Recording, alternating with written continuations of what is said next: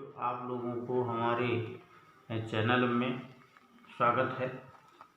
हम आज यहाँ पर घनाभ मतलब कि क्वॉड के बारे में बताना चाहते हैं।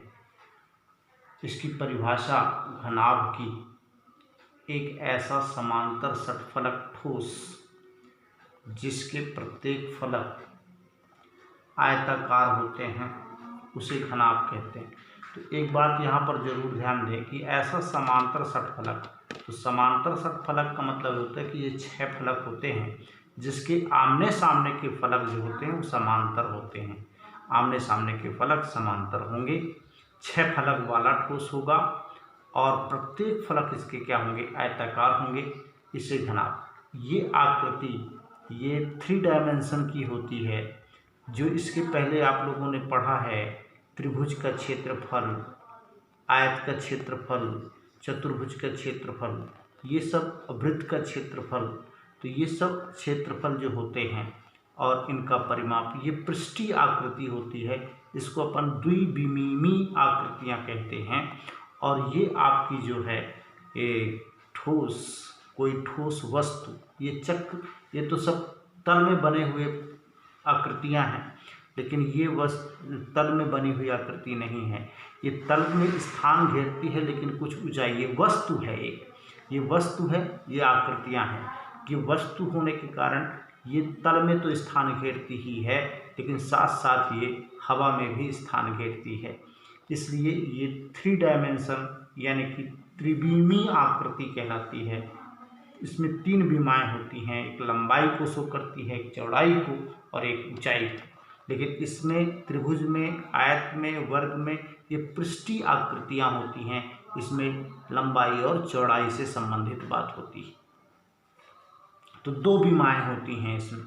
कहोगे कि वृत्त में तो त्रिज्या भर होती है, तो त्रिज्या में जब अपन इसका सूत्र लगाते हैं πr², तो r को r, ये 2 विमाएँ हो जाती हैं। इसमें 2 बार r यूज होता है। कहोगे वर्ग है, वर्ग में तो एक ही भुजा का वर्ग होता है उसका क्षेत्रफल में, लेकिन भुजा गुणित भुजा 2 तो होता है, तो ये द्विविमीय है। इसी तरह से लंबाई चौड़ाई, तो ये 2 विमाएँ, इसमें लंबाई चौड़ाई ऊंचाई 3 स्थितियाँ होती। तो अब यहाँ पर ये जानना है अपन को इसके बारे में और कुछ विशेषताएं, कि सबसे पहले तो ये लिखें कि इसमें घनाभ में 6 फलक होते हैं। ये कभी कभी ये प्रश्नों में पूछा जाता है, 6 फलक होते हैं, ये स्थितियाँ इनको जानें। दूसरा है घनाभ में 8 शीर्ष होते हैं, 8 शीर्ष होते हैं। तीसरी आकृति, घनाभ में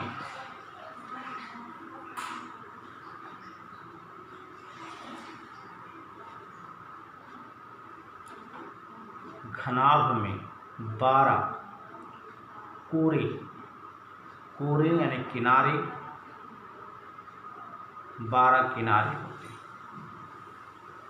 आप देख पाओगे ये सब कोर हैं, जो लाइनें हैं यही कोर का काम करेंगी। आप यदि घर में बैठे, कमरे में बैठे हैं, तो कोरों को आप गिनिए, उनके किनारों को गिनिए, उनकी भुजाओं को गिनिए। एक कमरा ही एक घनाभ का उदाहरण है। माचिस की डिबिया होती है, डस्टर होता है, ये सब एक घनाभ के ही एक उदाहरण है। कोई एक डिब्बा आप ले लीजिए, आयताकार पोजीशन में एक डिब्बा को कल्पना करें, या आपके घर में टैंक होगा, उस टैंक के बारे में, बॉक्स के बारे में देखें। कोई भी बॉक्स देखोगे वो घनाभ का ही उदाहरण होगा। कोई उदाहरण ना हो तो आप ईंटा की कल्पना कीजिए। ईंटा में आप देखेंगे कि इसकी जितनी धारें होंगी वो धार ही इसके क्या होते हैं, कोरे होती हैं, वो 12 होंगी।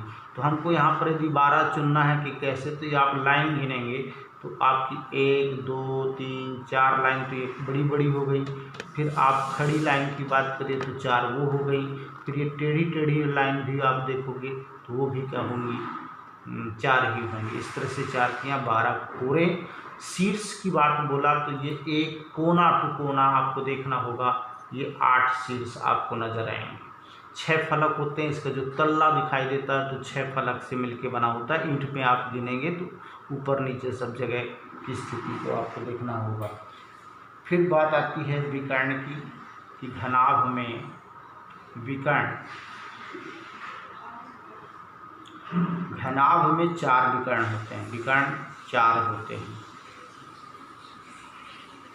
4 विकर्ण होते हैं।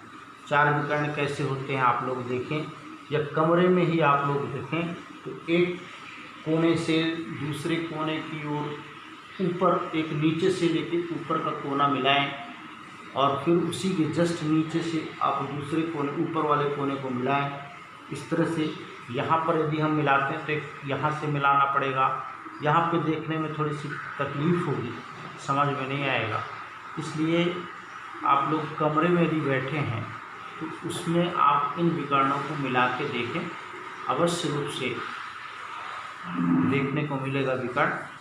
तो विकर्ण आप जब कमरे में बैठेंगे तभी आप विकर्ण मिला सकते हैं। कोना टू कोना, एक तरफ के ऊपर का कोना और उसके जस्ट सामने के नीचे वाले कोना को मिलाओगे, एक विकर्ण होगा। जस्ट उसी के विपरीत भी देखें, नीचे वाले से ऊपर की ओर, और फिर दूसरे साइड में भी ऊपर नीचे मिलाएंगे तो विकर्णों की संख्या 4 बताई जाएगी। तो इतनी ही बात। और एक और बात, प्रत्येक फलक आयताकार होते हैं। घनाभ के, ये हालांकि परिभाषा में ही है, फिर भी लिख दे, घनाभ के प्रत्येक फलक आयताकार होते हैं। सरफेस बोलते हैं फलक को, इड्स बोलते हैं आप शीट्स को,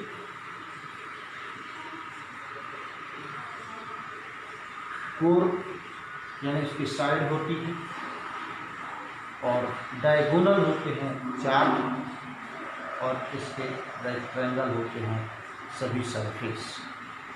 इतनी बातें आप लोग यहाँ पर जानने के बाद अब इसके मापों के ऊपर अपन जाएंगे। तो सबसे पहले ये जानना है कि घनाभ में लंबाई, जो लंबी भुजा है उसको लंबाई ए से डिनोट करेंगे, या लेंथ या एल से भी डिनोट कर सकते हैं। चौड़ाई, इसकी चौड़ाई आपकी एक टेढ़ी वाली लाइन होगी, टेढ़ी वाली लाइन होगी इसकी चौड़ाई। ये बी से भी डिनोट कर सकते हैं, या चौड़ाई को ब्रेथ बोलते हैं तो बी से भी यूज़ कर सकते हैं, तो बी ही है।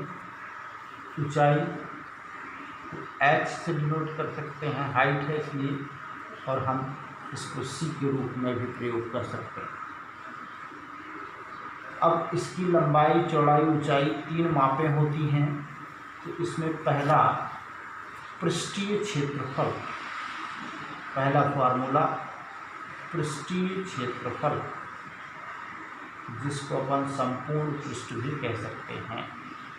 तो पृष्ठीय क्षेत्रफल यानी सभी पृष्ठों का क्षेत्रफल हमको यहाँ पे निकालना है। तो आप ये ध्यान दीजिए कि आपकी ये जो खड़ी लाइन है वो सी है, यानी कि हाइट के रूप में है, और जो बड़ी भुजा है वो ए है। और ये हम नीचे वाले पृष्ठ का क्षेत्रफल, तल का क्षेत्रफल निकालना चाहें तो आयताकार है, उसका लंबाई गुणित चौड़ाई होता है, ए गुणित बी हो गया। लेकिन आप यहीं पे ध्यान देंगे कि जितना क्षेत्रफल नीचे वाले तल का होगा उतना ही क्षेत्रफल ऊपर वाले का होगा, इसलिए 2 का गुणा इसमें होगा, धन। अब साइड वाले में जाएं, ये वाला आयत आपको दिखाएगा, इसकी एक नीचे वाली भुजा की लंबाई है बी, जिसको अपन चौड़ाई के रूप में जानते हैं, लेकिन इस आयत के लिए वो लंबाई हुआ, और चौड़ाई का काम करता है सी, तो ये बी सी। लेकिन इस तरफ का भी उसी के बराबर है, इसलिए इसमें भी 2 का गुणा।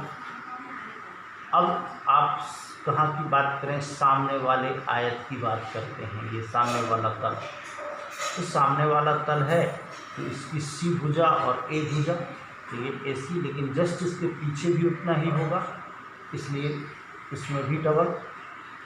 इस तरह से 2 को यदि सभी से कॉमन करते हैं तो ए बी धन बी सी, धन CA के रूप में ये पृष्ठीय क्षेत्रफल का सभी पृष्ठों का, चारों पृष्ठों का क्षेत्रफल का सूत्र यहाँ पर तैयार हो जाता है।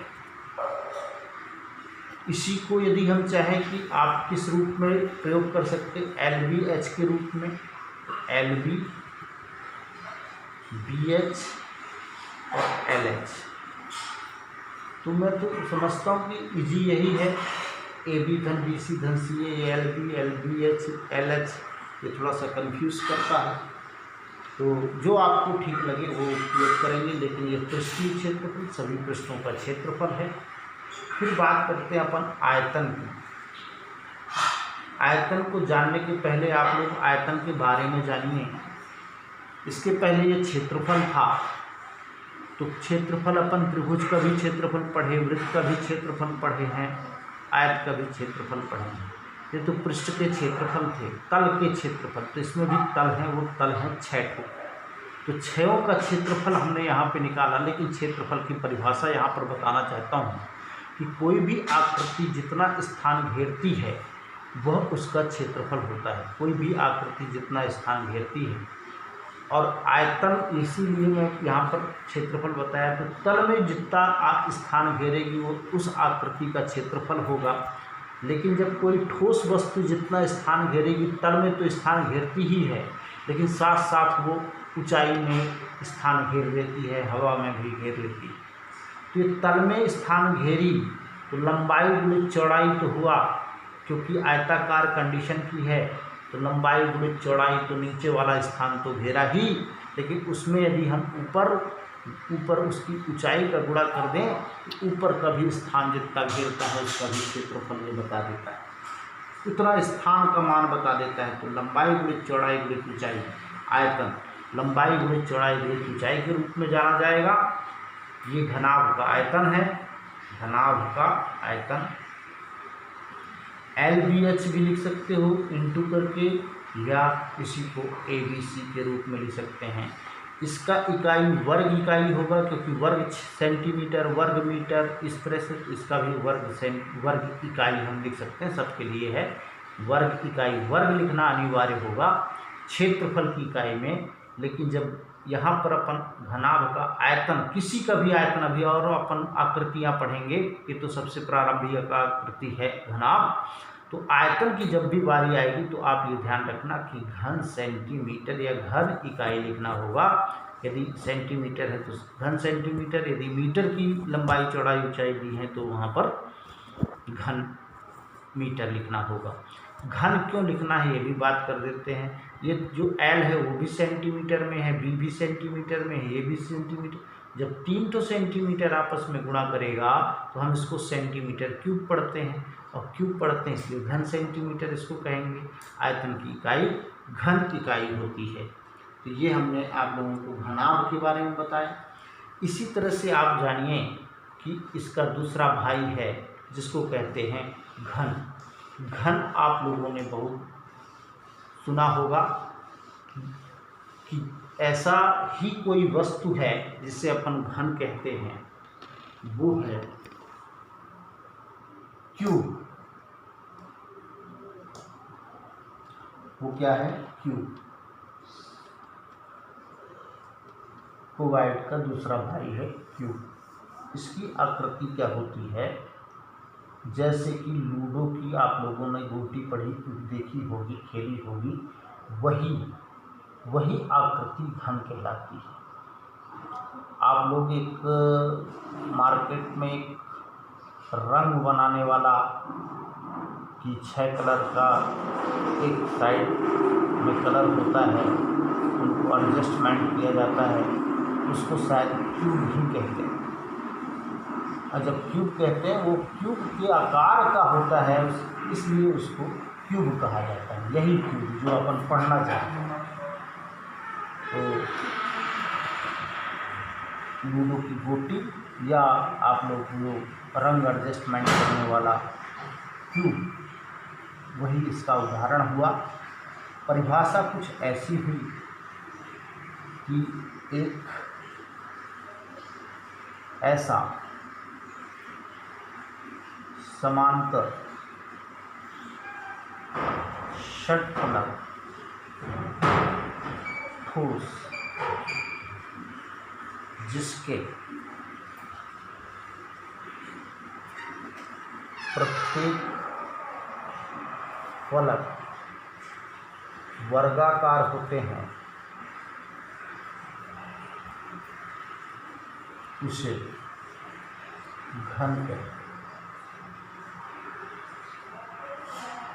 उसे घन कहते हैं। घन की आकृति ये है। उदाहरण के रूप में आप वही लूडो की गोटी या क्यूब आप लोग जानिए। इसकी जो विशेषताएं हैं वही विशेषताएं जो अपन ने इसके पहले घन की बताई, घनाभ की बताए, वही इसकी भी विशेषता है। केवल लास्ट में पर ध्यान देना होगा, उसके प्रत्येक फलक वर्गाकार होते हैं, बाकी उतने ही तो सब कुछ होता है। यहाँ पर अब बात आती है पृष्ठीय क्षेत्रफल। जो फार्मूले अपन को यूज होना है उसके बारे में बात करते हैं। पृष्ठीय क्षेत्रफल, whole surface area, whole surface area, पूरे पृष्ठों का क्षेत्रफल। तो इसकी क्या है विशेषता कि सभी भुजाएं क्या होती हैं, इसकी समान होती, ये अलग अलग नहीं होती। इसमें सभी वर्गाकार, तो वर्गाकार की सभी भुजा बराबर होती, तो लंबाई भी उतनी ही, चौड़ाई भी उतनी ही, ऊंचाई भी उतनी ही। तो सब हम ए से डिनोट करते हैं इसका पृष्ठीय क्षेत्रफल। आप वही फार्मूले में यहाँ पर यूज़ करें कि 2 लिख दें, ए बी लिखे थे तो ए इंटू ए लिख दें, दूसरे में बी सी तो वो भी ए इंटू ए हुआ, और तीसरा सी ए लिखा हुआ था उसमें भी ए इंटू ए हो गया। तो फाइनली क्या हो गया, ए स्क्वायर प्लस ए स्क्वायर प्लस ए स्क्वायर। तो कितने ए स्क्वायर हो गए, 3 ए स्क्वायर हो गए। तो 3 दूनी 6, इसका फाइनल जो आंसर हुआ या फाइनल आपको यहाँ पर उपयोग करना होगा, तो फाइनल के रूप में पृष्ठीय क्षेत्रफल 6a स्क्वायर, जहाँ पर ए इसकी भुजा या कोण के रूप में जानी जाए। अब यहाँ पर बात करते हैं इसके आयतन की। आयतन, इसमें भी ध्यान रखना, ये वर्ग इकाई ही होगा इसका क्षेत्रफल की, जब इकाई लिखेंगे तो इसका घन इकाई होगा, और ये होगा 1 क्यूब। 1 क्यूब मतलब a गुणित a गुणित a, 1 क्यूब इसकी घन इकाई, इसकी इकाई होगी। हमने घनाभ में एक चीज़ थोड़ा सा छोड़ दिया, यहाँ पर हम इसके बारे में बता देते हैं। यहाँ पर क्या है, विकर्ण की लंबाई नहीं बताई, जबकि हमने विकर्ण यहाँ पर बताया कि 4 विकर्ण होते हैं। तो इसके भी 4 विकर्ण होते हैं, और इसके चारों विकर्ण और उसके भी चारों विकर्ण लंबाई में बराबर होते हैं, और इसके भी चारों विकर्ण लंबाई में बराबर होते हैं। ये विकर्ण की बात करें तो विकर्ण की लंबाई का प्रश्न भी पूछा जाता है, इसलिए इसका भी सूत्र आप लोगों को ध्यान देना होगा। विकर्ण की लंबाई का सूत्र है इसमें a√3 है विकर्ण की लंबाई। चलिए, घनाभ में हमने यहाँ पर छोड़ा हुआ है, तो फिर से आप ध्यान रखेंगे उसके लिए। घनाभ के विकर्ण की लंबाई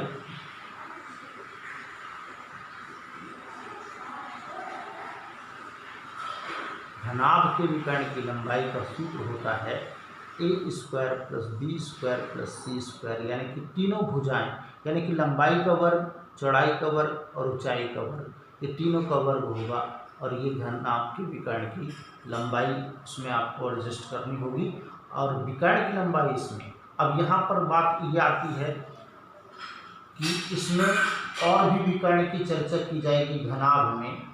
ये तो कौन सा, आकाशीय विकर्ण हुआ, इसकी लंबाई सेंटीमीटर, विकर्ण की लंबाई में इकाई भर रहेगा, जो सेंटीमीटर में भुजा दी रहेगी वही चीज़ इसमें रहेगा। ये भुजा का है, √3 है।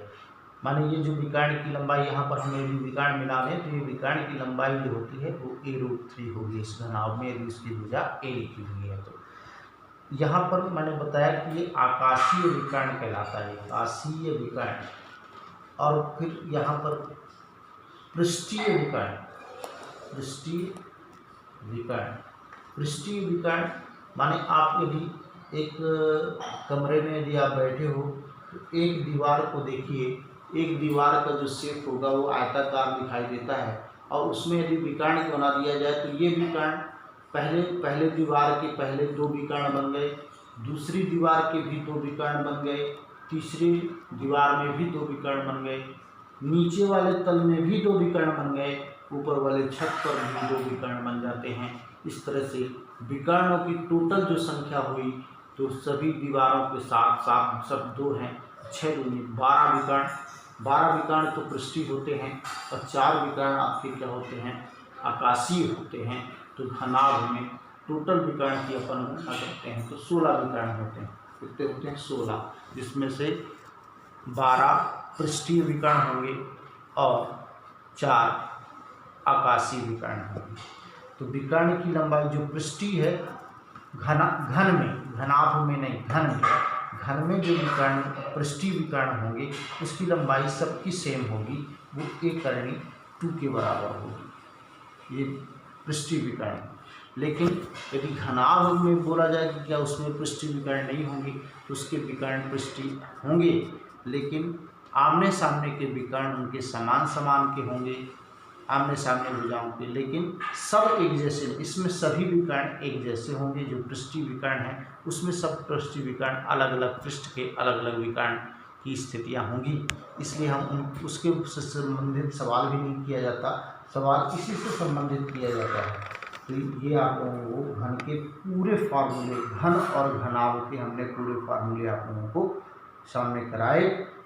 तो ये कक्षा 8, 9 और 10 तीनों कक्षाओं में ये उपयोगी है, इसलिए आप तीनों कक्षाओं के छात्रों को इसे देखना है और देख के अपना कमेंट भेजना है, सब्सक्राइब भी कर देना है जी चैनल का चाहें तो, और लाइक करें। और इसी तरह से और भी आगे के सवाल आप लोगों को तीनों कक्षाओं के जिससे संबंधित ये सवाल हैं उनको कराए जाएंगे। धन्यवाद।